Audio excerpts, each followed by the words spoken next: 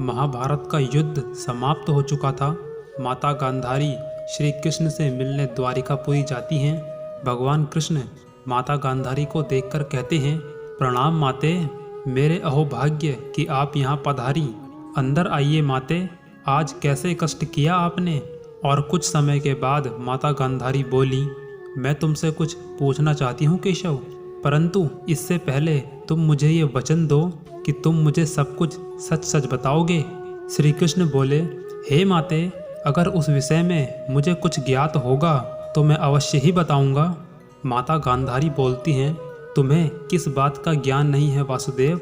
यदि तुम अंतर्यामी ना होते, यदि तुम संसार के ज्ञाता ना होते तो मैं तुम्हारे पास आती ही क्यों। श्री कृष्ण मुस्कुराते हुए बोलते हैं, तो पूछिए ना माते, प्रतीक्षा किस बात की कर रही हैं आप क्या जानना चाहती हैं।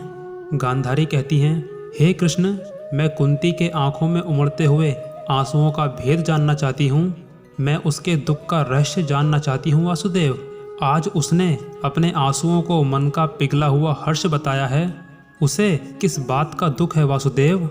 तभी कृष्ण बोलते हैं, हे माते, दुख तो इस जीवन में इस प्रकार रहता है जिस प्रकार सूरज के साथ किरण और चंद्रमा के साथ चांदनी रहती है।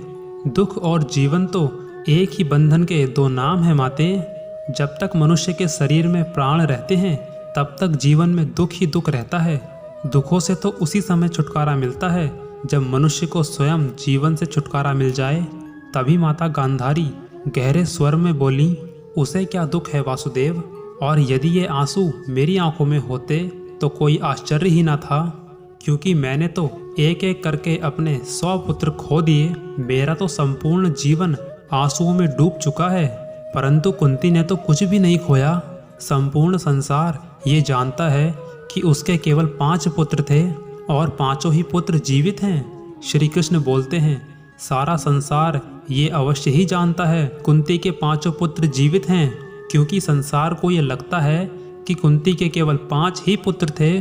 परंतु जो ये संसार समझता है, क्या केवल वही सत्य होता है। गांधारी बोलती हैं, तो सत्य भी तो केवल यही है वासुदेव। श्री कृष्ण कहते हैं, नहीं माते, संसार उस सत्य को तो देख ही नहीं पाता जो समाज के आदर्शों और परंपराओं के कारण स्वयं को छिपाने पर विवश हो जाता है।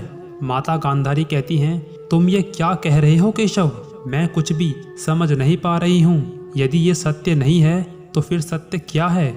श्री कृष्ण बोलते हैं, सत्य तो ये है माते कि बुआ कुंती के 5 नहीं बल्कि 6 पुत्र थे। माता गांधारी कहती हैं, ये कदापि नहीं हो सकता। कृष्ण कहते हैं, यदि ऐसा ना होता तो आपको उनकी आंखों के आंसुओं में दुख और पीड़ा का अनुभव भी ना होता। माता गांधारी ये सब सुनकर आश्चर्यचकित रह गईं और करुणा भरे स्वर में बोली, तो उसका 6वां पुत्र कौन था। श्री कृष्ण ने कहा, उसका 6वां पुत्र था अंगराज कर्ण। और ये सुनते ही माता गांधारी के पैरों तले मानो जमीन ही खिसक गई हो। कृष्ण ने कहा, हाँ माते, ये सत्य है। अंगराज कर्ण 5 पांडवों के ज्येष्ठ भ्राता थे। उनका जन्म बुआ कुंती के विवाह से पूर्व सूर्य देव के वरदान से हुआ था, परंतु कुंवारी माता कहलाने के भय से उन्हें इस बात को संपूर्ण संसार से छिपाना ही पड़ा। माता गांधारी तेज स्वर में रोती हुई बोलती हैं, तो हमारा कर्ण कुंती पुत्र था, तो ये बात कुंती ने मुझे क्यों नहीं बताई। यदि वह केवल यह बात मुझसे ही बता देती तो ईश्वर की सौगंध ये युद्ध ही ना होता, यह विकराल महाभारत ना होता। तब भगवान श्री कृष्ण बोलते हैं, हे माते, लोग इस यदि शब्द का प्रयोग बड़ी ही आसानी से करते हैं। लोग केवल यही कहते हैं, यदि ऐसा ना हुआ होता तो ऐसा हो जाता, परंतु लोग ये बात नहीं जानते कि इस यदि शब्द के हाथ इतने छोटे होते हैं कि वह भाग्य के लेख और होनी एवं नियति के पास भी नहीं पहुंच सकते। उसे रोकना तो बहुत दूर की बात है माते।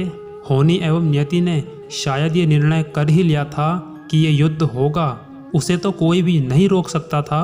गांधारी कहती हैं, तुम ठीक कह रहे हो केशव, महाभारत को कोई भी नहीं रोक सकता था, होनी तो होकर ही रहती है। कृष्ण बोलते हैं, हे माते, सुख और दुख तो केवल सर्दी एवं गर्मी के जैसे होते हैं, जो कि समय के अनुसार आते जाते रहते हैं, परंतु हमें इनको सहन करना आना चाहिए। इस संपूर्ण सृष्टि में जिसने लोभ लालच का त्याग कर दिया हो, केवल वही शांति को प्राप्त कर सकता है। हे माते, कोई भी इच्छाओं से मुक्त नहीं हो सकता, लेकिन बुरी इच्छाओं का त्याग अवश्य कर सकता है। जीवन में सुख और दुख तो आते जाते रहते हैं, परंतु हमें जीवन में इनके बारे में सोचकर चिंतित नहीं होना चाहिए। इंसान को केवल निस्वार्थ भाव से कर्म करने चाहिए और यही उसके हाथ में है।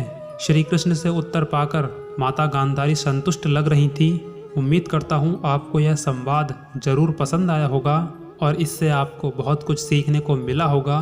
ऐसी ही और वीडियो देखने के लिए सब्सक्राइब करें हमारे चैनल को। धन्यवाद।